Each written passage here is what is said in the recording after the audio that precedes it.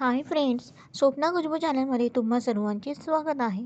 Friends, आजच्या व्हिडिओमध्ये आज आपण रामभक्त हनुमान ही कथा जाणून घेणार आहोत.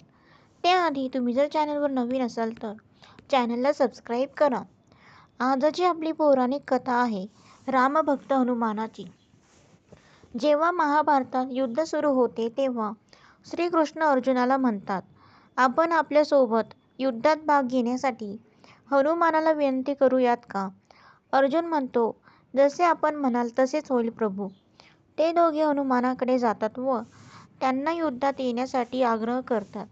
तेव्हा हनुमान म्हणतात की मी तेथे येतो, पण युद्धात फक्त युद्धच होणार की भक्ती सुद्धा होणार आहे?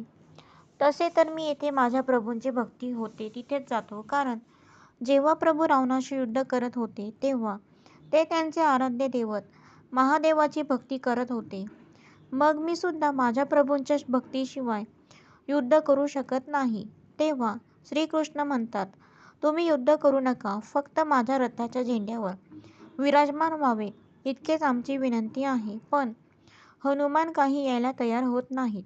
शेवटी जेव्हा श्रीकृष्ण विशाल विष्णूचे रूप धारण करून सगळे अवतार माझेच आहेत व मीच तुमचा प्रभू श्री राम आहे असे सांगतात, तेव्हा मग हनुमान म्हणतात की ठीक आहे, माझ्या प्रभूंसाठी मी कुठेही जायला व काहीही करायला तयार आहे.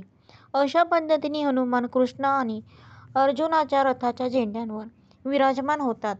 म्हणूनच पूर्ण युद्धात त्या रथाला व रथावर बसलेल्या कोणालाही काहीही होत नाही व युद्ध जिंकतात. पण कर्ण जेव्हा अर्जुनाच्या रथावर भरपूर बाणांचा वर्षाव करतो तेव्हा एक बाण श्रीकृष्णाला लागतो आणि जेव्हा हनुमानाला खूप राग येतो व ते झेंड्यावरून खाली उतरतात व रागाने जोरजोरात ओरडतात, तेव्हा हनुमान इतके उग्र रूप धारण करतात की त्यांनी त्या क्षणी कर्णाकडे बघितले असते तरी तो जळून खाक झाला असता. पण श्रीकृष्ण हनुमानाला शांत करतात व म्हणतात, तुम्ही युद्धात सहभागी व्हायचे नाही, तुम्ही फक्त आमच्या सोबत राहायचे आहे.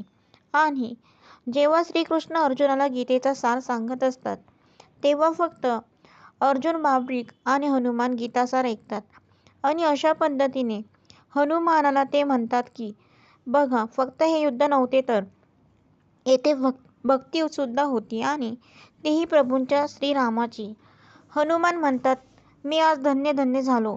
अशी ही अजून एक हनुमान व भक्तीची व श्री महाभारतातील श्रीकृष्णांच्या लीलेची कथा आहे. तर फ्रेंड, अशा प्रकारे आपली कथा समाप्त होत आहे.